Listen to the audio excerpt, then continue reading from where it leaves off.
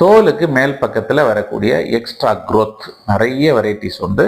இப்போ நம்ம பார்க்குறது வைரஸ் மரு அல்லது வைரல் வாட்ஸ்ன்னு சொல்கிறது. இது ஹியூமன் பேப்பிலோமா வைரஸ் அப்படின்ற வைரஸ்னால வரக்கூடிய இன்ஃபெக்ஷன்.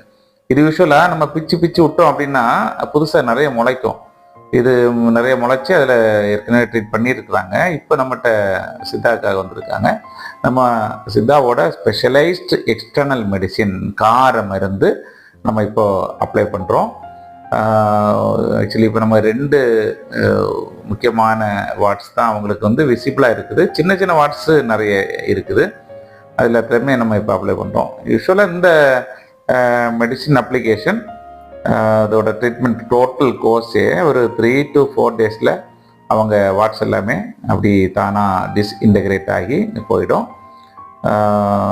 ஸோ அப்கமிங் வீடியோவில் நான் டீட்டெயில் ஷேர் பண்ணுறேன்.